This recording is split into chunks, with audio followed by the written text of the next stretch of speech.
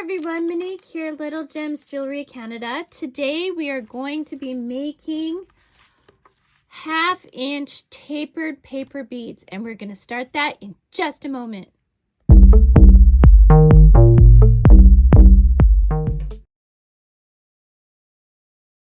Hi everyone, Monique here, Little Gems Jewelry Canada. Today we are going to be making 1 inch tapered beads. You're going to need scrap paper, so I use glossy flyer paper. You're going to need some scrapbooking paper. You're going to need a cutter. You're going to need some wax paper. You're going to need a kebab skewer, a glue stick, a paintbrush, and some of this podgy or any other kind of a glossy sealer. Okay? Okay, let's get started. Okay, so to start, we are going to take a little piece of wax paper. I've already got a piece left over from last time I did paper beads. And we're just gonna tape that down on our table. So we're gonna use our masking tape.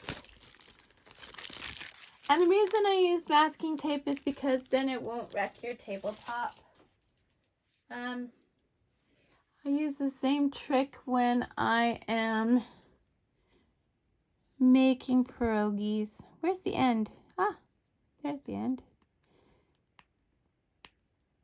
Okay, so we're gonna pick this out. And we're just going to tape down our wax paper.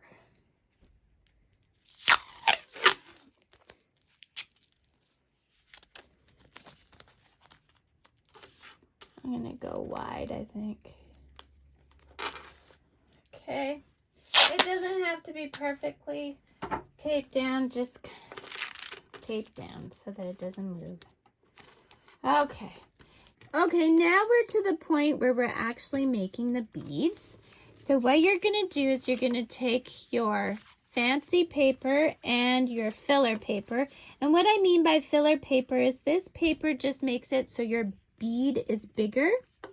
You're going to take your kebab stick and you're going to start to roll on your kebab stick, okay?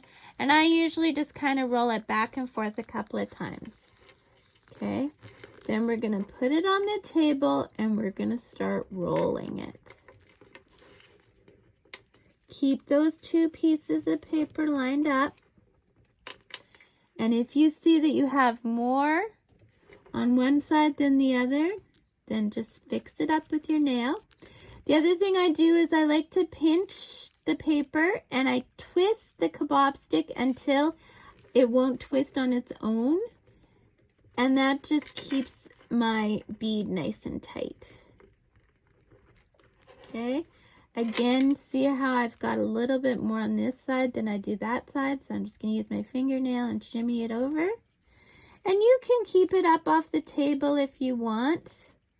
See, because this way I can kind of keep manipulating the papers so that I have a nice center roll. Okay. And we're getting to the end, so I'm going to put it back on the table. I'm going to grab that glue stick. I'm going to put some glue at the end, and this is where the wax paper comes in, so you're not gluing your table. And then I'm just going to roll that up. Give it a few extra rolls. Now to take it off my kebab stick, I'm going to turn the kebab stick in the other way so it kind of loosens how tight it is on that kebab stick. And then we slip it off. And there is our first paper bead. 1 inch tapered paper bead. Let's do it again. So you take your fancy paper, okay, and you put it so that you're looking at the wrong side. You take your filler paper and you match it up.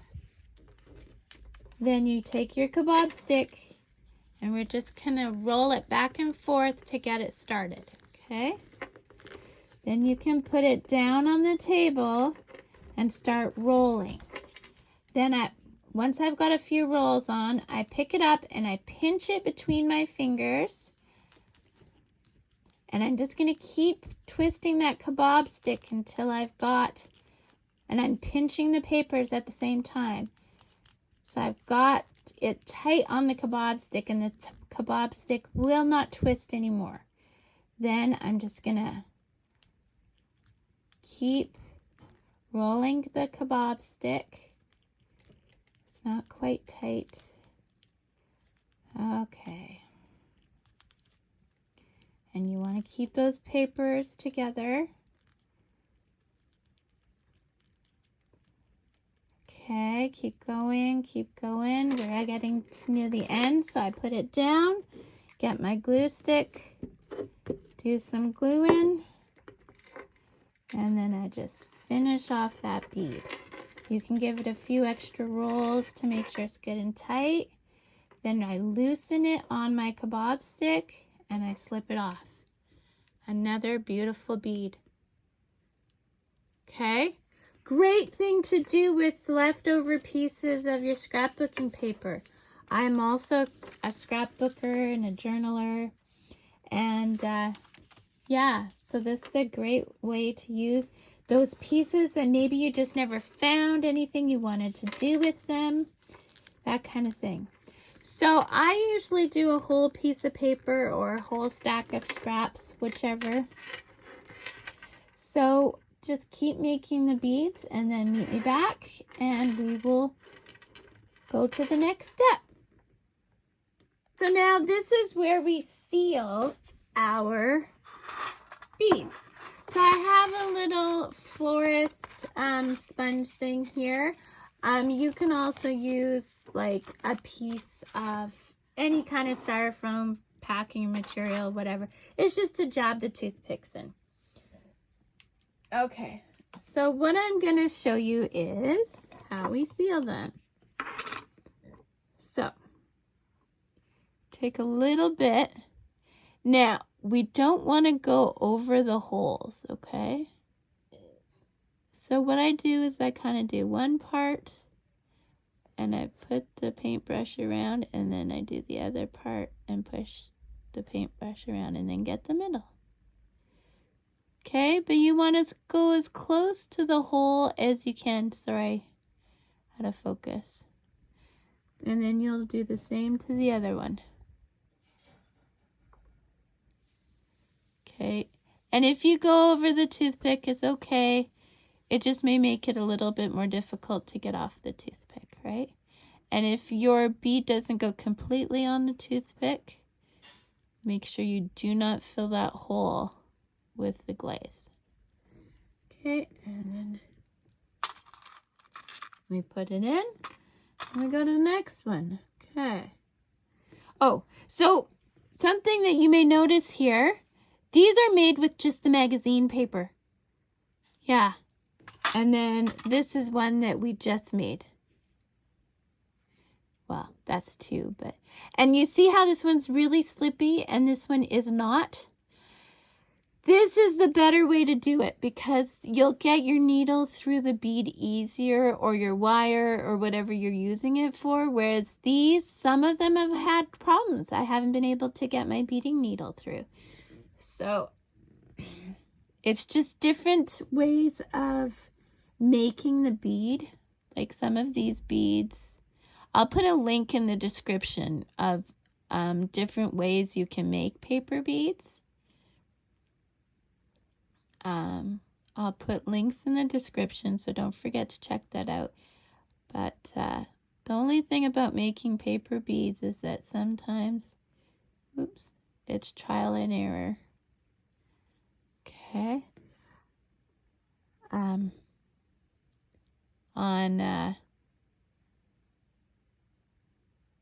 just how perfect you want to get them. I'm a bit of a perfectionist, so. And there you go. So see, you varnish it. Now some people varnish them 2 or 3 times. I usually do twice. And this makes them water resistant, but they are not waterproof. So like you couldn't wear, if you were making them into earrings, you couldn't wear the earrings in the pool. You know what I mean? But you could wear them when your hair was wet and the bead would not get ruined or anything. So they're water resistant, just not waterproof. They are made of paper. Okay, so really guys, this is it. This is the last step. You just seal them with the varnish and that's it. So don't forget to hit the like and subscribe and check that description. I have all kinds of things in it. I have tutorials of things I've made with paper beads. I've got different ways of making paper beads. I've got a link to my Facebook crafting group so you can show me your beautiful beads you've made or what you've made with your beads or just your crafts, because I love seeing what people make. And yeah, that's it. So thanks so much for watching, and you have a great day. Bye now.